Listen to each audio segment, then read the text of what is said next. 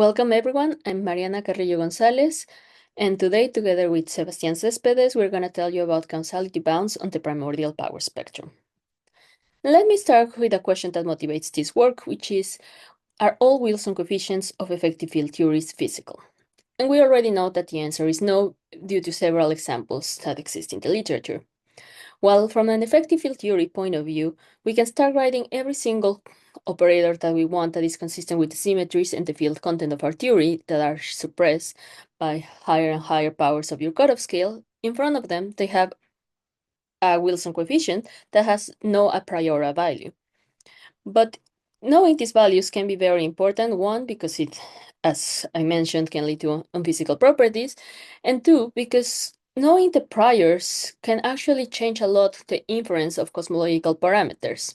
So it is an important question to give a value for these Wilson coefficients, or at least a range of values.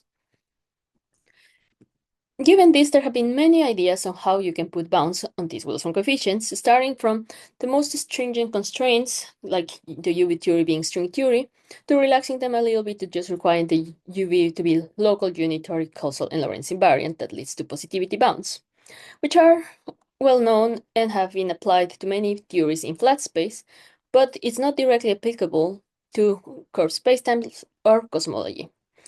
So today we're going to tell you about a different technique, which is by looking at infrared causality, just the propagation of modes in the infrared and assuming that it's called causal propagation.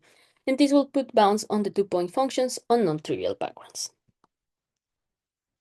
Let's start with a cartoon, and the idea is that you have an EFT mode propagating, and then it scatters off a non-trivial background. It will change its dispersion relation thanks to this non-trivial background and its interactions with it, and when the wave packet comes out, you will see that it will have acquired a phase shift with respect to, for example, a high-energy mode that travels along the same background. If we're in flat space, we know that the measurements that we can do can be done at a fixed spatial slice. Let's say we fix the radius, and then we measure a time delay between the signal arriving from this EFT mode or the signal arriving from a minimally coupled photon. And this measurement works well when you have conserved energies. But instead, in cosmology, we don't have the situation, but we can do something analogous, which is doing a measurement at a fixed time slice. And instead, what you measure, it's going to be the difference in a spatial shift that where either your minimally coupled photon or your EFT mode arrives, which is a well-defined quantity as long as you have conserved spatial momentum. Zooming out, if you imagine that you measure far away from your experiment, you still have radial shifts that you can perform, for example, and you can go back to the surface out of your scattering. And what this tells you is that if you have a positive spatial shift, then your wave packet must have left the scatterer before it even arrived to it, meaning the propagation was acausal. We are going to apply these methods now to cosmology, focusing on a generic FLRW background, which is work that was done for higher order Wilson coefficients in this paper, but also it has been done in many series of papers before by these authors, and similar ideas also exist in the literature here. The idea is if now you look at this phase shift on an FLRW background, you're going to actually look at the physical spatial phase shift, which is now multiplied by a scale factor here. But you're not only going to require for a theory to be causal that this spatial shift is negative. It can be slightly positive as long as it is not resolvable. This is due to the uncertainty principle, meaning that if we have a mode with a momentum k and its wavelength, which will be a over k, this physical wavelength, if we measure anything smaller than it, this is not a resolvable distance. So it is allowed to be positive as long as it's not larger than this physical wavelength, which is the constraint that you can see in this purple box. At leading order, what this constraint tells you is that the integral over a given time of the conformal time in the difference of the sound speed of the EFT mode with respect to the difference in the sound speed of a high energy mode, for example, your minimally coupled photon, should not be larger than this physical wavelength. This also tells you that the support over retarded Green's function for this EFT mode If it has a positive spatial shift, then it has support outside of the lightcone of this minimally coupled photon, and the support is given by this shift over here.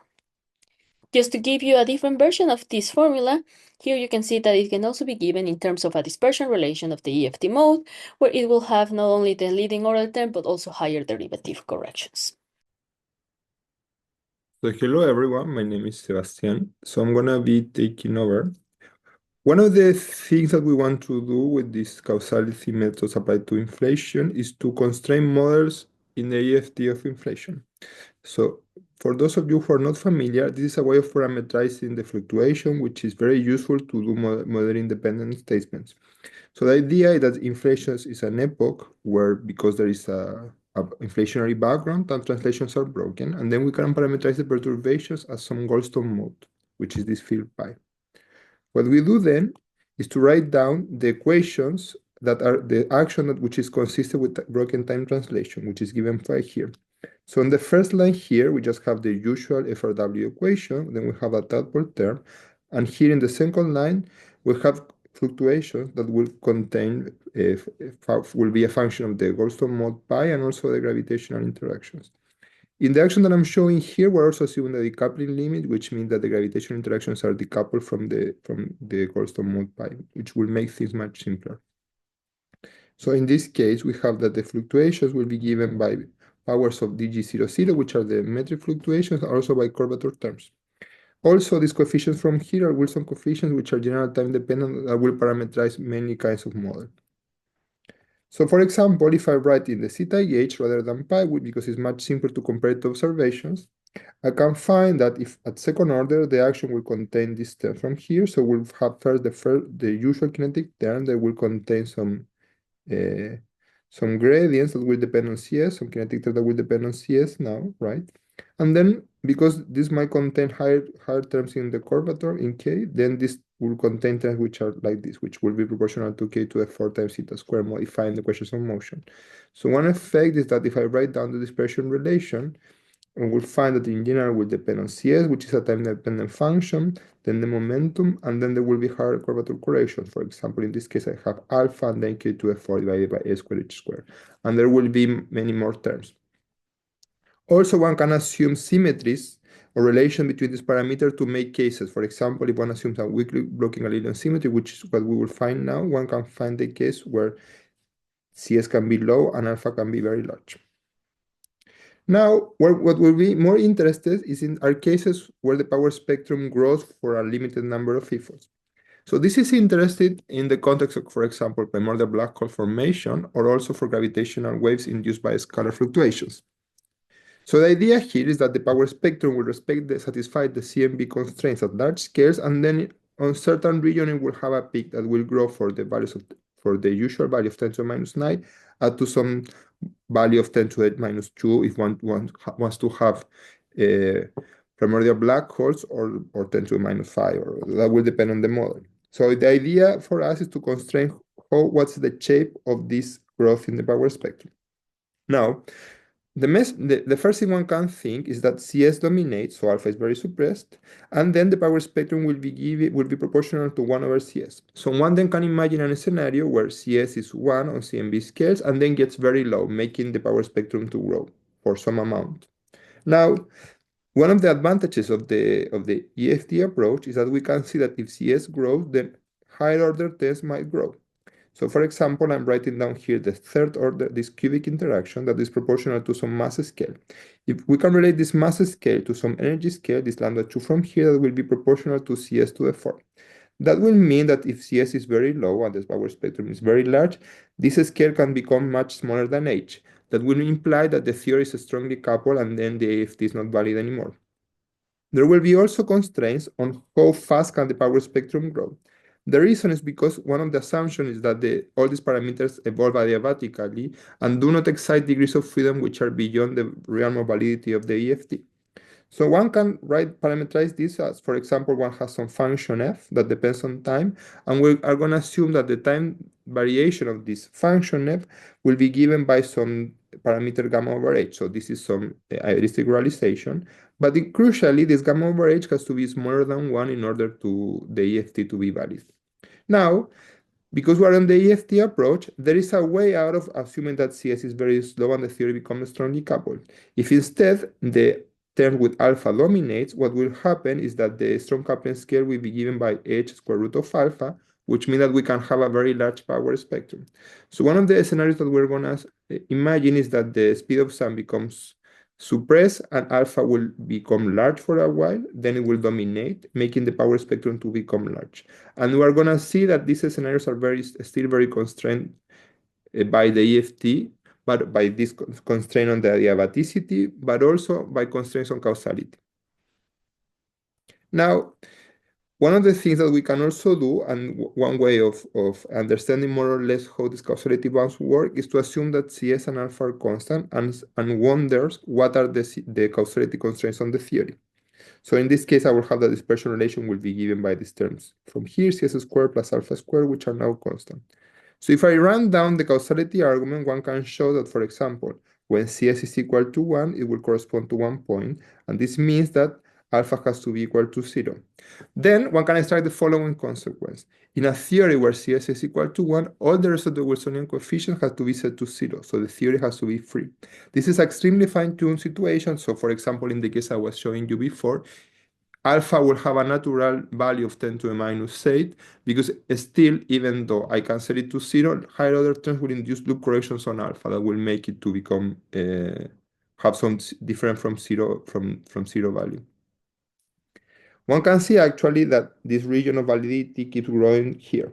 What is also interesting from this plot is that one can see very explicitly that even though the EFT is valid, which is this blue region from here, the causality constraint will restrict much more the validity of the EFT. And we will see this in different examples. For example, one can now assume there is some time dependence and vary alpha and CS and show that actually causal and acausal regions are very restricted and it's very actually hard to get to CS equal to 1. So there will always be some remnant of this CS from here. They would depend on several things. So for example, if I have a change of the parameter where the width is very long, then this effect from the EFT will have more time to become important, so causality will be broken more easily. And we can appreciate this from the difference between this plot and this plot, where the causal region is actually much more constraining. Another way to see this is by looking at bounds on the primordial power spectrum as the one we're seeing here, and we can see actually that effective CS, which is just this number from here, after getting integrated, produces these bounds which are not allowed in the EFT of inflation. So now Mariana is going to explain more the phenomenology of models where we're going to constrain the shape of the power spectrum as I was showing you before. So let's look at the bounds now. And what I'm going to show you is 3 different parametrizations and how this can teach us something about the general features on how bounds will arise on the power spectrum. Let's start with the simplest case, which is just a Gaussian transition, like this. And the width is controlled by the same parameter that controls how fast the transition is, which is this sigma over here for the Gaussian. As you increase the width, you're gonna have a longer and longer period for the transition, and you're gonna increase your power spectrum. But also, if you increase the width and increase the power spectrum, it means that you have slower and slower transitions, and it allows for more time for the alpha term that can grow in the past and lead to a causal values that are superluminal of the sound speed and a causal phase shifts that are positive and resolvable, which is what we observe in this plot over here. That tells us that we can put bounds on how much the power spectrum can grow by enforcing causal propagation, which here tells you that it can grow at most to 10 to the minus 7 when you have already normalized that your power spectrum is 10 to the minus 9 at CMB scales. For larger alphas, for example, in this plot, the EFT will not be valid to the whole transition, and smaller widths, we could have issues with the WKB not being valid also during the whole transition. Let's understand now the features if there's a slightly more complicated parameterization where the width and the speed of the transition are not given by the same parameter. And this can be done with a hyperbolic tangent where there's going to be 2 parameters, one that sets how long the transition lasts, and another one that tells you how fast the transition is, which is still called sigma. For small values of sigma, we have fast transitions, and for high values of sigma, we have slow transitions.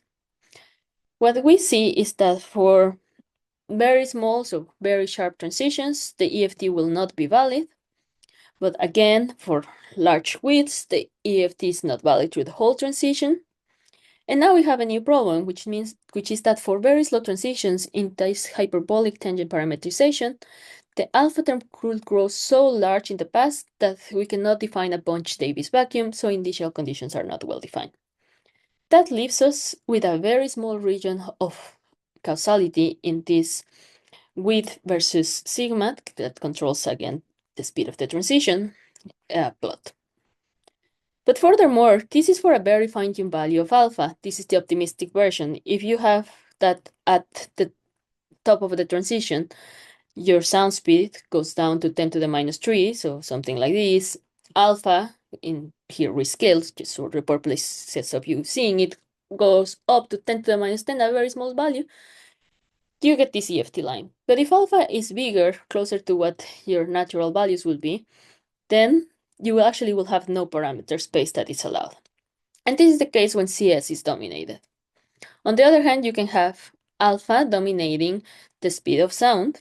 And in that case, we have a little larger region that it's still causal. It has the same features as before. For slow transitions, initial conditions are not well defined. For sharp transitions, EFT breaks. For large widths, the EFT also breaks. And again, this is the example for a very fine-tuned case with alpha very small. But now we see that even with this fine-tuned case, the maximum value of the power spectrum allowed is around here, which is 10 to the minus 4. Now, to make this more clear, let's look at a plot of alpha versus the width, where we can see that the largest growth of the power spectrum will occur, as we expected, for smaller alpha and larger width. But for the natural values, we only get a growth of 10 to the minus 4. In this lower region of very small alpha, we would expect that if alpha is that small, actually at loop level, like higher order operators that are in principle smaller than we have neglected for the validity of the EFT will actually kick in and give corrections to alpha. So it cannot really be that small, unless you're fine-tuning your Wilson coefficients. So again, these values are not natural. And even if they happen, you could still have strong coupling constraints because there would be a bound on how small alpha can be before you hit strong coupling. So let's look at the last parameterization just to understand entirely the features that give rise to acausality and breaking of the EFT and bounds on the power spectrum. So now this is what we're calling split Gaussian transition. So it's basically a standard Gaussian. Now you put a flat region that you control exactly how wide it is in e-folds, and then again a Gaussian. The reason we choose this is so we can get rid of the issues with the initial conditions that we have in the previous hyperbolic tangent case. So now with the Gaussian, it will always decay fast enough so that we have well-defined initial conditions, but we can still tune what is the speed of the transition with the sigma. Once we do this, we notice that the only thing that the causality cares about is how fast or slow the transition is. So if the transitions become too slow, then you give it in the past enough time for alpha during the transition to grow, because it's growing very slowly, not decaying fast enough. And when alpha grows enough, it makes the effective sound speed superluminal, which leads again to acausalities, which is what we observe over here. Just to summarize our findings, we have the following general features from a theory. So we have first that when CS is equal to 1 or is a bit bigger to 1, the only reasonable theory is to be free, which is a very fine-tuned situation. This actually goes hand in hand with a proposal done by Daniel Bauman and collaborators in 2015. But in this case, we have only assumed causality. We haven't assumed much about the UV theory. We also have that causality is violated when transitions are slow because there is a longer time where the propagations can become superluminal. Also, we have the natural values of alpha will give a smaller growth on the power spectrum, will restricting much more the size of the shape, the growth in the shape of the power spectrum. Thank you very much.